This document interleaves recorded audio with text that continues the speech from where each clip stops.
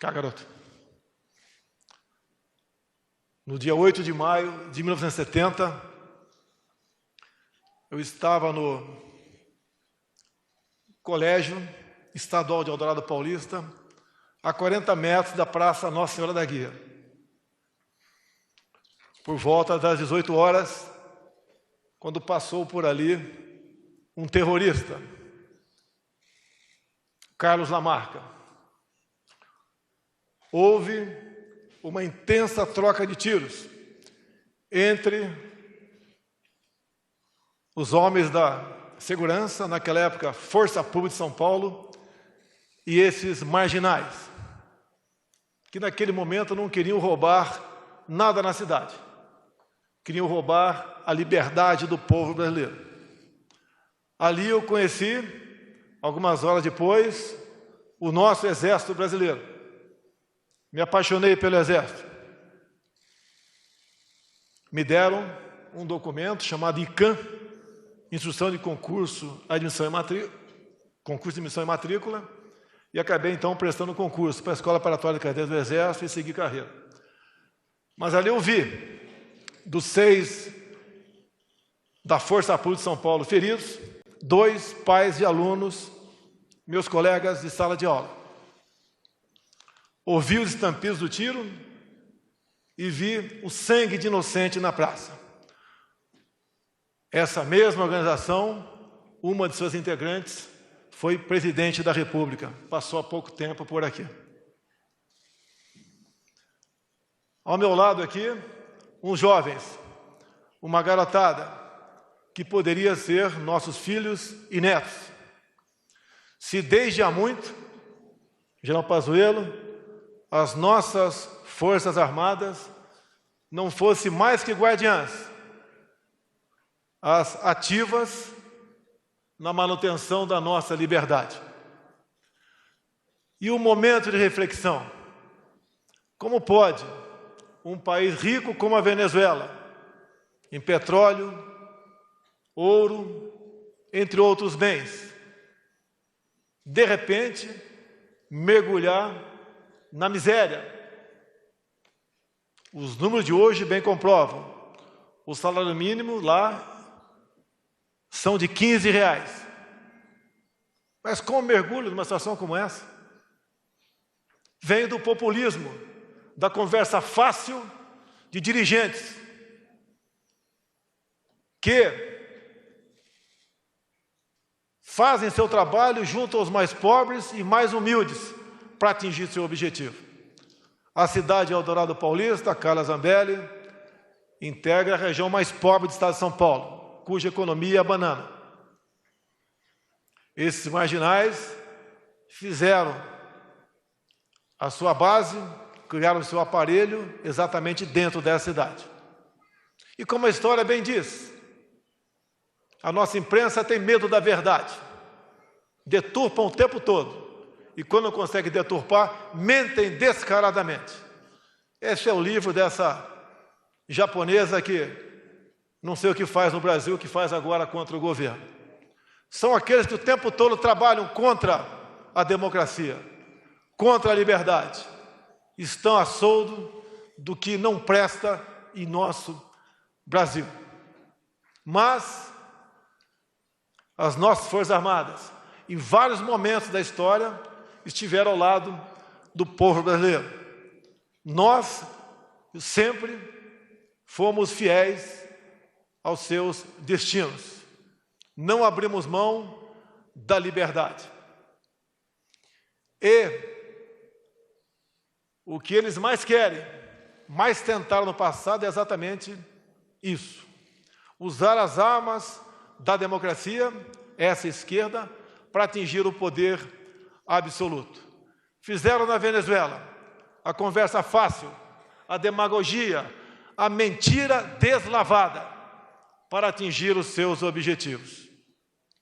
A Venezuela chegou a um ponto de difícil retorno, mas nós acreditamos nele e o governo brasileiro, junto com outros chefes de Estado, como estive orgulhosamente com Donald Trump, trabalhamos para que ela volte à sua normalidade. Esses que estão vendo do nosso lado aqui, garotos, jovens, muitos com os pais aqui, outros com seus pais na Venezuela, fugiram da fome, da violência e da miséria. Em 2016, mais uma vez, conseguimos nos livrar desse grande mal que nunca deixou de rondar o nosso Brasil. Em 2018, aconteceram 2 milagres. Sei que existem dezenas de milhares de pessoas muito melhores capacitadas do que eu. Mas eu tive uma oportunidade, já, prezado Pazuello, que demos no passado, fizemos nosso juramento de dar a vida pela pátria se preciso for. Eu dei o meu mandato. Tinha um mandato de deputado federal tranquilo, ou senador tranquilo, para se eleger pelo Rio de Janeiro. Resolvi enfrentar esse brutal sistema que ainda existe entre nós, para buscar um meio de salvar o nosso Brasil. Dos 13 candidatos, com chance entre eles, eu era o único diferente. Quando eu levei a facada, não foi ela que me elegeu. Eles sabiam que só tinha uma maneira de me tirar do páreo, era me assassinando.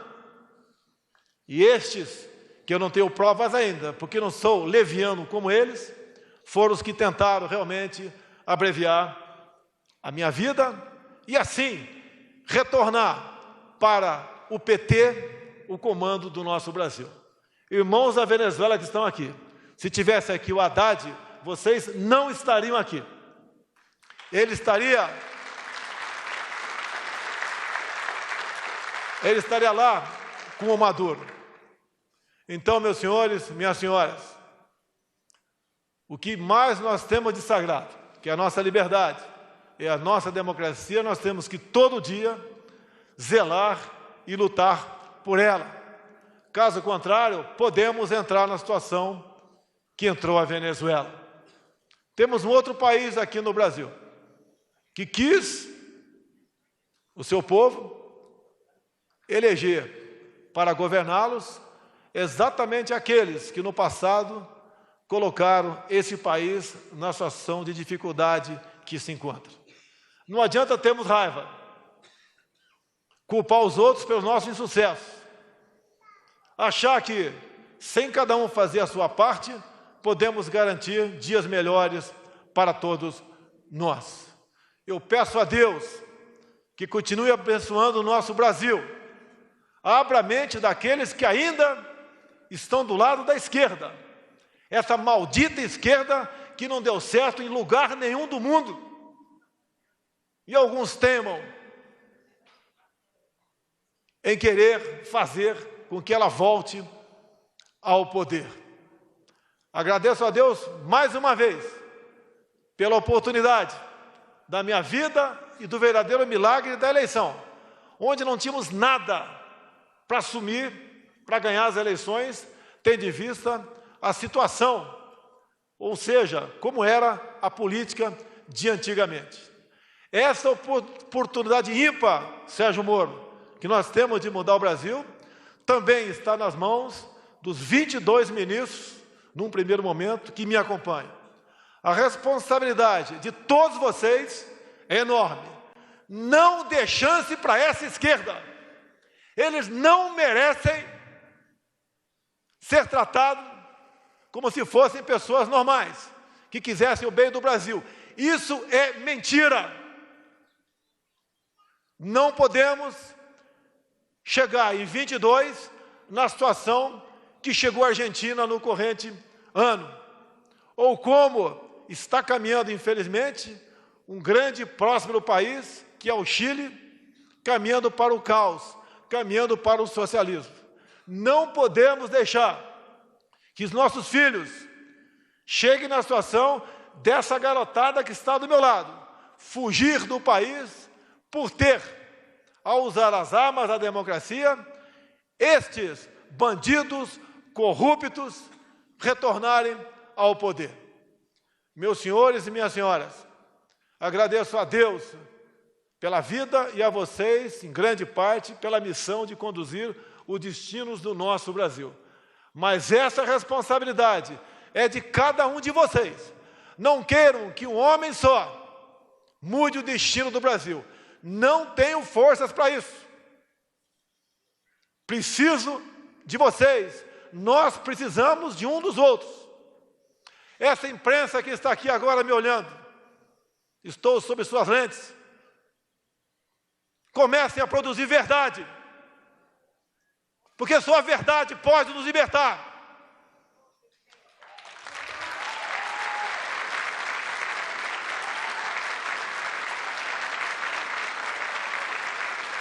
A essa imprensa, não tomarei nenhuma medida para censurá-los, mas tomem vergonha na cara. Deixe o nosso governo em paz, para poder levar paz, tranquilidade e harmonia ao nosso povo.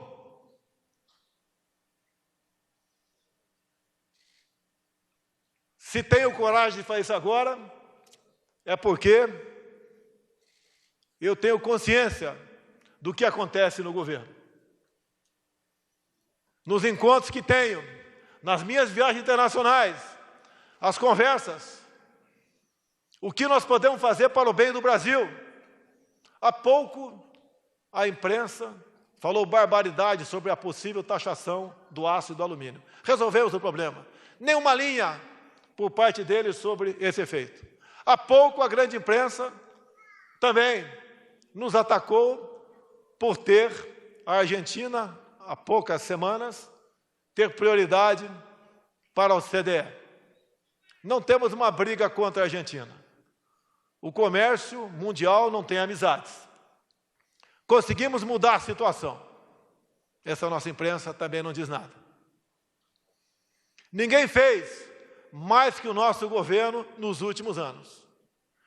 Tenho plena consciência das minhas limitações, mas tenho humildade para sempre perguntar e discutir com quem está do meu lado e às vezes nas mídias sociais qual a melhor maneira que nós podemos ter para solucionar os problemas.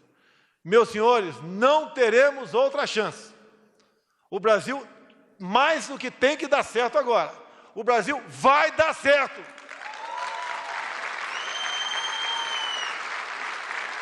Apesar daqueles que o tempo todo me atacam, a mim e a minha família, e aqueles que estão próximos de mim, para tentar desgastar e chegar ao poder. Eu acredito em Deus. Deus, para mim, sempre esteve e sempre estará acima de tudo. Porque também eu tenho uma filha da idade desse garoto. E quero para ela um Brasil melhor do que nós temos no momento, longe do que esses pobres irmãos da Venezuela têm também. Nós podemos mudar o destino do Brasil. Esquecer as diferenças. A imprensa, repetindo, começar a vender a verdade. Afinal de contas, essa é a obrigação de vocês. Não é nenhum favor, não. Nós temos como mudar o destino do Brasil. Porque o momento de reflexão é exatamente esse que estamos tendo agora aqui. Crianças que com toda certeza gostariam de estar ao lado dos seus pais, dentro do teu solo venezuelano, e estão aqui agora. Por tudo que aconteceu na minha vida. Tem uma história grande. Começou lá nos idos de 1970. Se Deus quiser, vai demorar, se essa for a vontade de Deus, para acabar. Vamos juntos mudar o destino do Brasil. Vamos fazer da nossa juventude uma juventude que não passe pelo sofrimento desses nossos irmãos venezuelanos que estão do meu lado. Meus amigos, desculpe o desabafo, mas é um discurso do coração, de quem ama a sua pátria, de quem serviu o exército por 15 anos, por quem esteve por 28 anos dentro da Câmara e conviveu sem nenhum problema, do que, infelizmente, muitos outros lá tiveram. Isso não é virtude, isso é obrigação. Obrigado a Deus por ter, nesse momento, escolhido para conduzir o destino dessa pátria maravilhosa chamada Brasil.